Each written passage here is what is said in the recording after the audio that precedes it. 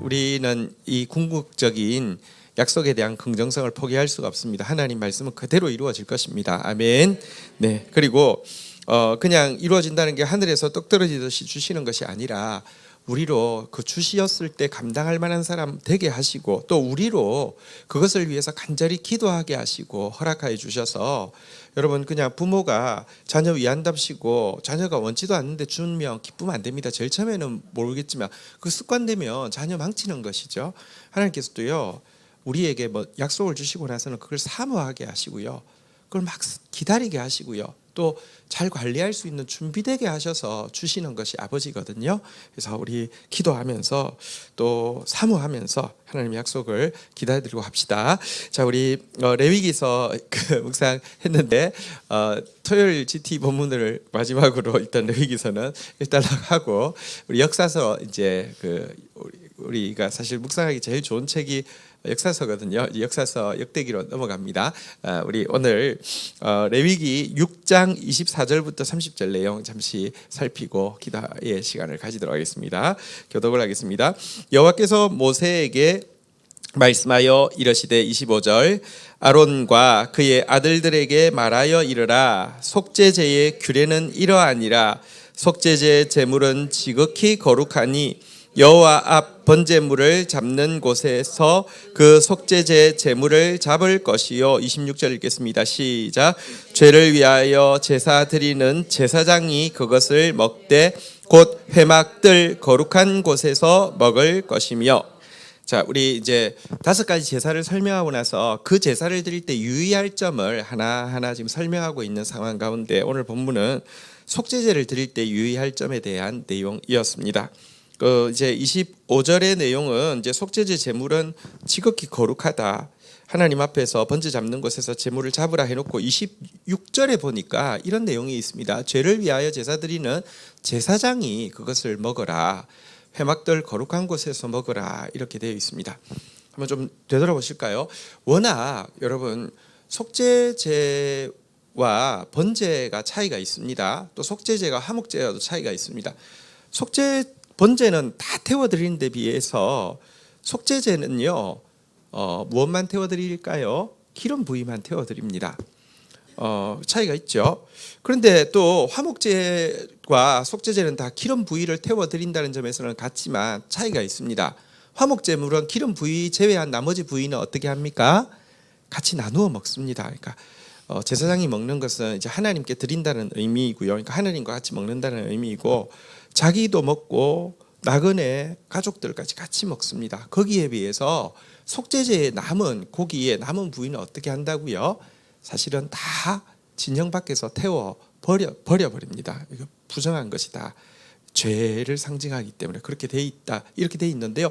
근데 여기 보니까 오늘 26절에서는 보면 제사하는 제사장이 그 속죄 제물을 먹으라, 이렇게 되어 있습니다. 이거 어떤 말인지 좀 설명드릴게요. 밑에도 좀 나올 건데, 사실은 속죄제를 드릴 때 제일 먼저 제사장이 속죄제를 드립니다. 자기 죄를 위해서. 또 이스라엘 백성 전체를 위한 속죄, 전체가 동일하게 범죄했을 때 또 그때도 속죄를 드립니다. 근데 이 제물은 전부 가지고 나가서 그 더러운 그 뭐 똥이나 이렇게 흙 묻은 이렇게 뭐 이런 것까지 가죽까지 전부 다 불태워 드리도록 돼 있는 게 맞는데, 일반 백성을 위한 속죄제 제물은요, 그 속죄제를 주관하는 제사장으로 하여금 그 제물을 먹으라고 이렇게 돼 있습니다. 이것은 화목 제물을 먹는 것, 분깃으로 먹는 것과는 좀 전혀 다른 의미입니다. 어쨌든 이것은 부정한 죄를 상징하는 고기인데 왜 집전하는 제사장에게 그 고기를 먹으라고 했겠습니까? 이것은요, 사실 제사장에게 남의 죄짐을 지는 사람이 되라, 이런 의미를 가지고 있음을 분명히 보게 됩니다. 그리고 조금 더 정확하게 이야기하면 제사장에게 백성들의 죄짐을 내 죄인 것처럼 걸머지라는 의미도 되고요. 그걸로 끝나는 것은 아니라, 여러분 사실 이렇게 이스라엘 백성 전체나 제사장을 위한 속죄 제물을 잡을 때는 그 피를 성소 안에 있는 그 금향로 내 저기 뭐죠 뿔에다가 바르고 지성소를 향해서 칠하고 돼 있지만 백성들의 죄를 위한 이 피는요 번제단, 그러니까 성소 밖에 있는 번제단 내 뿔에 바르고 거기 다 쏟으라고 그랬거든요.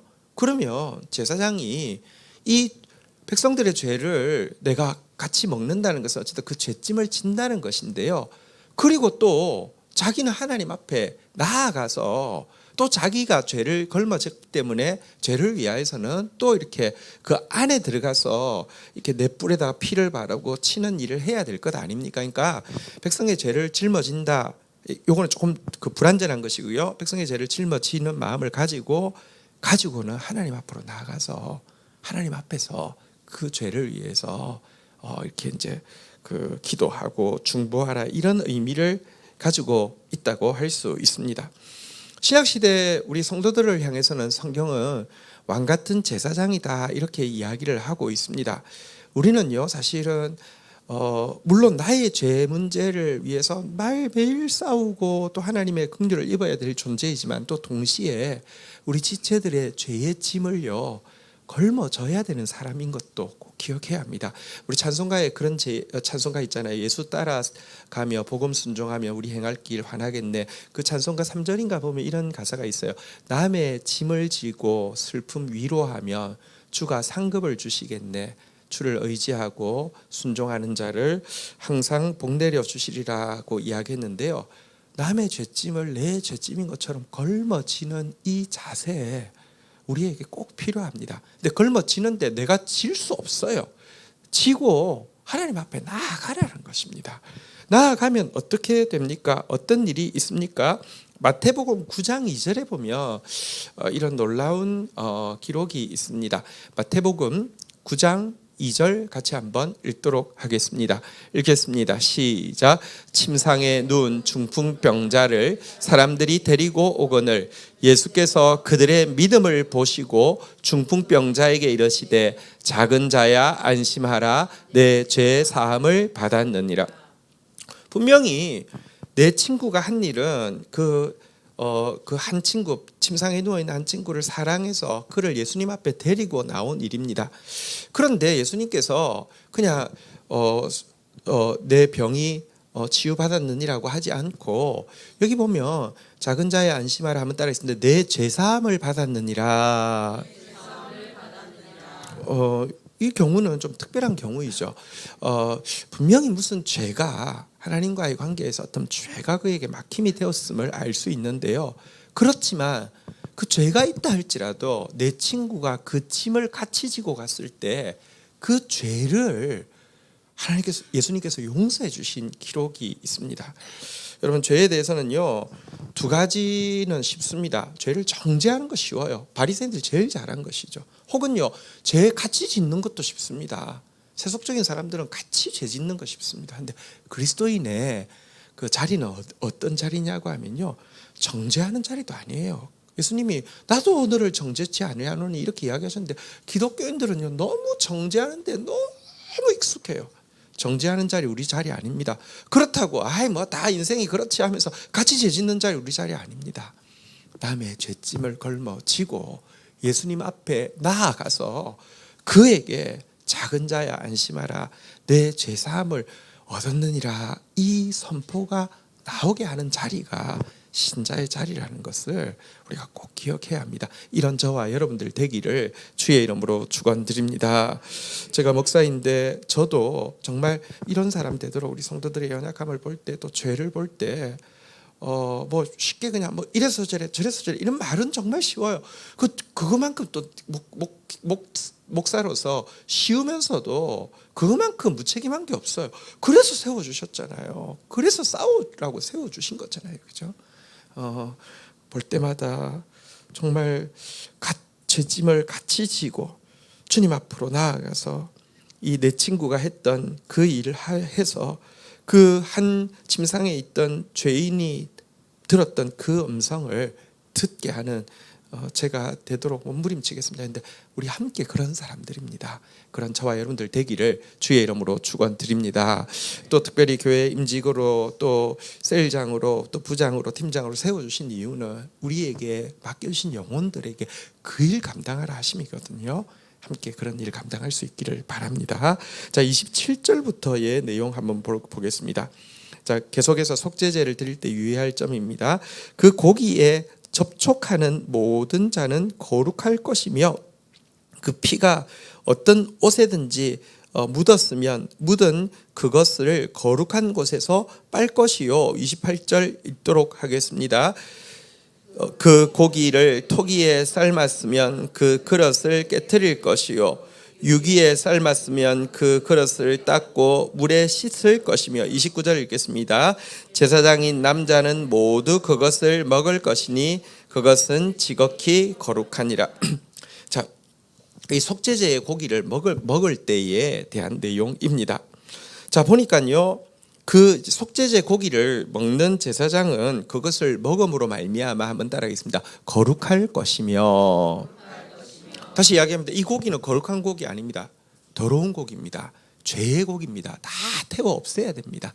그런데 아까 예수님의 마음 가지고 대신 죄짐을 지려는 마음으로 먹으며 먹는 자가 거룩해진다라고 약속되어 있습니다. 그런데 그건 맞지만 또 여기 보면 반대면이 있습니다. 그 피가 옷에 묻었으며 그것을 반드시 거룩한 곳에서 빨라고 이야기하고 있습니다. 다시 이야기합니다. 그건 죄이기 때문에 이 먹는 행위를 주님이 주님의 마음으로 함께 죄짐을 지기 위한 것이어서 거룩하다고 여겨주는 것이지만 이 고기 자체는 죄이기 때문에 그 피가 묻었으며 이거는 부정한 것이기 때문에 그 거룩한 곳에서 바로 빨라고 되어 있고요. 심지어 28절에 보면 이런 표현도 있습니다. 그 고기를 토기에 넣어서 삶았다고 하면 혹은 토기에 넣어서 먹었다고 하면 토기는 무엇일까요? 밖에 코팅이 안 된 걸 토기라고 해요. 그러니까 우리 그 도자기하고 토기하고 차이가 무슨 차이입니까? 여러분들 고고하게 보면 옛날 뭐 빗썰무늬 토기 뭐 이런 거 나오잖아요. 그죠? 토기는 김치를 담으면 어떻게 될까요? 물이 들어요. 고기를 담으면 어떻게 될까요? 기름이 빼어요. 이 그릇이 톡이어서 그것에 고기를 삶거나 하고 그것에 넣어서 먹었다더라도 먹고 나면 그릇을 어떻게 한다고요? 깨트리라고 되어 있어요. 대신에 유기는 이제 코팅이 됐기 때문에 감염이 안 되기 때문에 그거는 다시 쓸 수 있지만 고기를 토기에 담았으면 깨트리라고 돼 있어요. 이건 무슨 말입니까?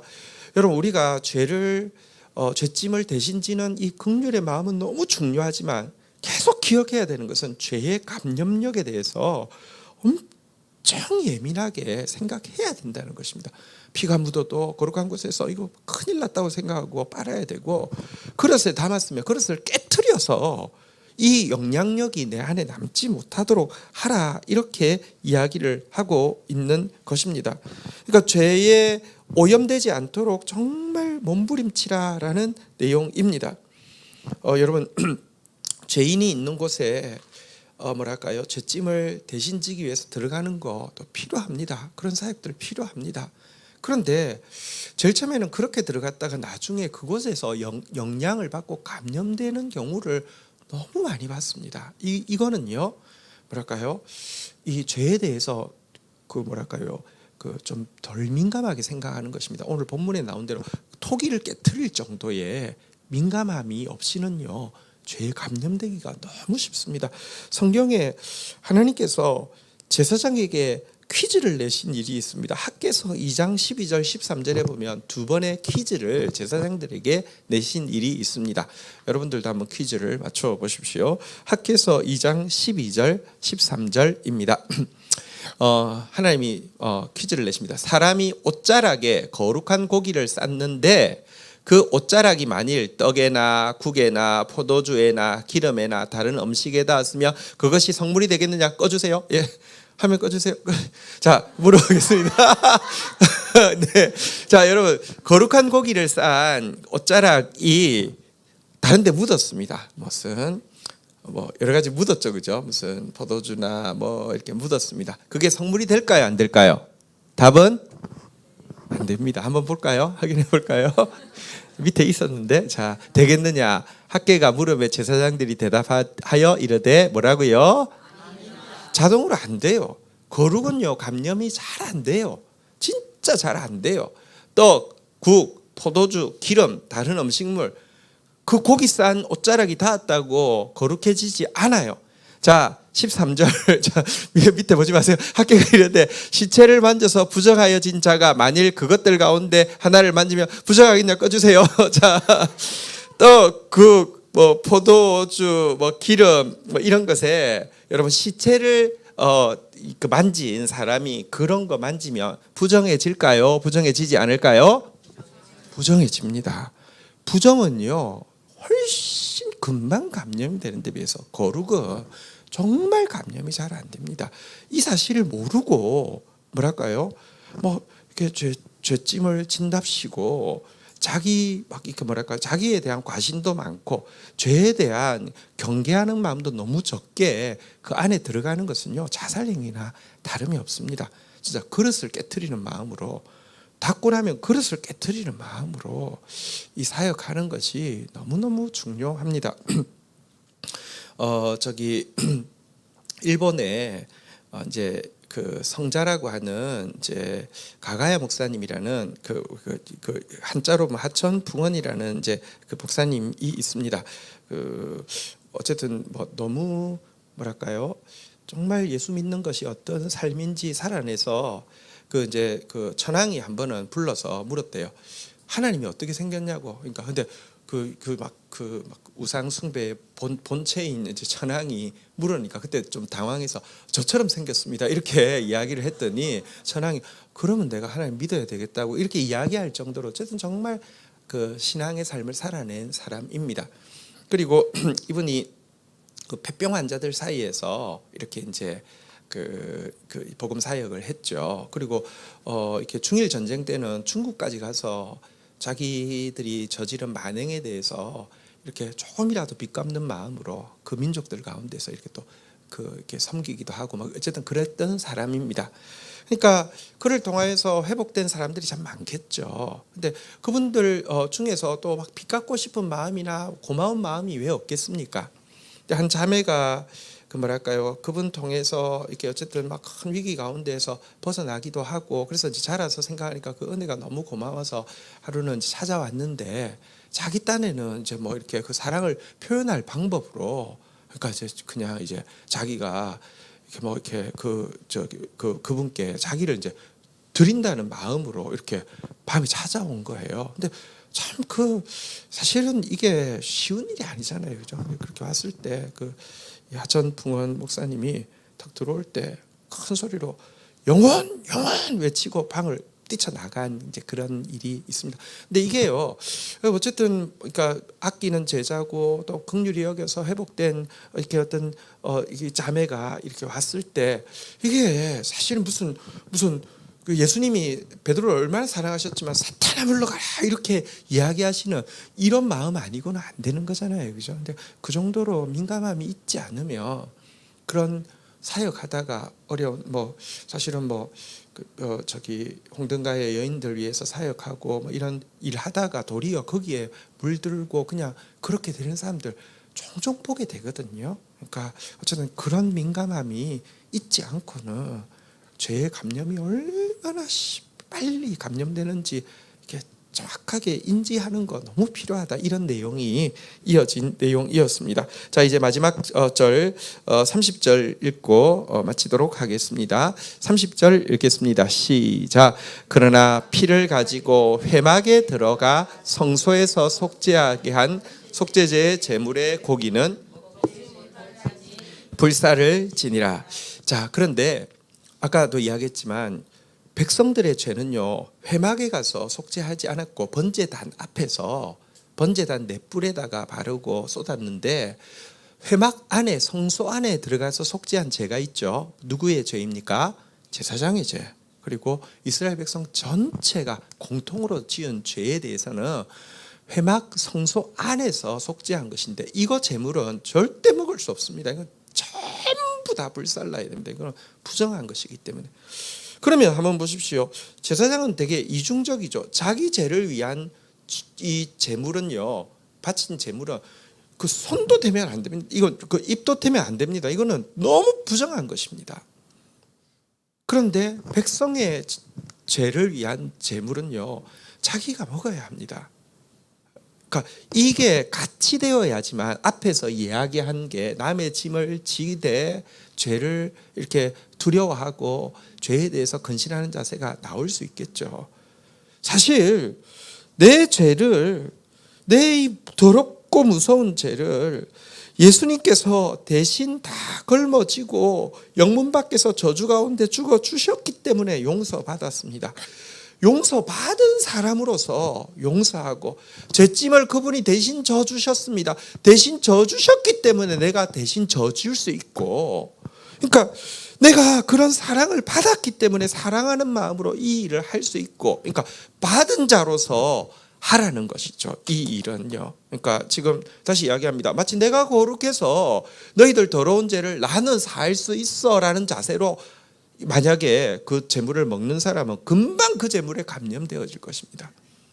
내가 뭔가 스스로 받지 아니하고 내가 받지 않고도 내가 얼마든지 속죄해 줄 수 있는 사람처럼 자랑하는 마음으로 하면은 이것은 정말 도리어 죄를 먹고 마시는 것에 지나지 않지만 받은 자로서, 속죄받은 자로서, 대신 죄짐을 져주심을 받은 자로서, 사랑받은 자로서 그 일을 할 때에 그 일이 앞에서 이야기한 대로 정말 하나님이 내가 대신 이렇게 그런 마음으로 져줄 때 나도 거룩하다고 하시고 죄의 감염도 되지 않게 하시고 그 사람에게도 내 죄사함을 받았느니라 이 효력이 미치게 된다, 이렇게 이야기하고 있습니다. 사실 하나님께서 이스라엘 백성들을 왜 이집트에서 노예 생활을 하게 하셨을까요? 이유가 있습니다. 하나님께서 그런 이야기를 하시죠. 이제 계명을 주시면서 너희 땅에 들어오는 나그네들에 대해서 너희가 불쌍히 여기고 긍휼히 여기고 이렇게 자유롭게 해주고 이렇게 선대하라. 왜? 너희도 그 땅에서 그 고통을 당하지 않았느냐? 그런데 내가 그때 건져주지 않았느냐? 이렇게 이야기를 하십니다. 여러분, 사실 율법에 보면 디테일로 이 정의, 곧 약한 자를 돌아보고 메인 자를 자유케 하라는 디테일이 얼마나 많이 들어있는지 모릅니다. 사실 우리 지난 주중에 이제 체험마당 그 수업을 할 때 한 분이 그런 이야기를 하시더라고요.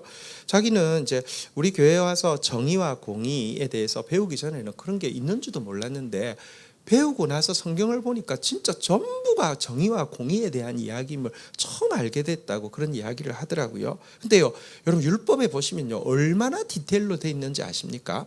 과거 이스라엘에게 율법이 주어지던 시대로 구분하면, 역사 세계사에서 시대로 구분하면 고대 노예제 사회라고 합니다. 그때는 모든 나라들이 노예제 사회였습니다. 노예제에서 노예가 유지되어지는 것은 너무 중요합니다. 그래서 다른 나라의 노예가 딴 나라로 도망을 왔다 하더라도 이곳에서 잡아서 그쪽으로 보내주게 돼 있었습니다. 왜냐고 하면 이쪽에서 넘어오는 거는 괜찮아 그랬다가 우리 쪽 노예도 그러면 또 딴 데로 넘어가면 노예 제도 자체가 무너지면 이게 사회가 존속이 될 수 없기 때문에 고대 노예제에서는요, 도망 온 노예도 무조건 송환하도록 되어 있었습니다. 서로 간에 협정이 되어 있었습니다. 근데 그 협정을 따르지 않는 유일한 나라가 이스라엘입니다. 왜냐하면 율법에다가 학대받고 넘어온 노예는 절대로 돌려주지 말라고, 너희가 그들을 보호하라고 되어 있습니다. 아니 이런 게 율법이라니까요. 그러니까 우리가 율법 그러면 무슨 동성애자는 돌로 쳐 죽이라 이건 줄 알아요. 그렇게 이야기하면 안 되죠. 왜냐하면 그 안에 보면 돌로 쳐 죽이라는 것은 부모 공경하지 않는, 우리 지난주에도 보았지만 부모에 대해서 필연적인 자 돌로 쳐 죽이라고 되어 있습니다. 돌로 쳐 죽일 자 다 돌로 쳐 죽여야지 왜 그거 하나만 딱 꼽아가지고 그거는 마치 그 진짜 돌로 쳐 죽일 거고 나머지는 그냥 농담하는 줄로 왜 만듭니까? 그리고 그거 반대하면 다른 어떤 죄를 지어도 다 용납이 되고, 그거 찬성하면 다른 어떤 선을 해도 아닌 것처럼 그러면 안 되죠. 근데 율법의 핵심 정신이, 다시 이야기합니다, 사회를 유지하는 근간이 노예제도, 모두가 다 합의하고 있는 그 제도에 대해서도요, 너도 그때 얼마나 이집트에서 노예 생활할 때 힘들었니? 너희가 그때 너를 값없이 구원해 주지 않았느냐? 받은 자로서 용서해라. 그게 율법의 내용입니다. 한번 다시 보십시오. 깜짝 놀라실걸요. 그게 성경의 가르침입니다. 어쨌든 이 마지막 구절은 뭘 이야기하느냐? 받은 자로서, 그러니까 내가 마치 내 것인 양 주지 말고 받은 자로서 주라는 것이죠. 그래야지만 우리가 흔히 이야기하는 상처 입은 치유자, 내가 상처 받았기 때문에 고통 받았는데 그때 주님께 받은 은혜, 사랑, 용서, 자유를 누려서 내가 남에게 주면 자랑할 것도 없고요, 자연스러워지고요, 하나님은 그 모습 보시고 죄짐을 대신 지려는 우리의 모습을 거룩하다라고 이야기하시고, 우리 통하여서 속죄가 그에게도 상대방에게도 흐르게 해 주실 것입니다. 그런 마음으로 서로 짐을 지는 저희들이 되기를 주의 이름으로 축복합니다. 우리 함께 찬양하고 기도하는 시간 가지도록 하겠습니다. 함께 자리에서 일어서셔서 우리 찬양하면서 나가도록 하겠습니다.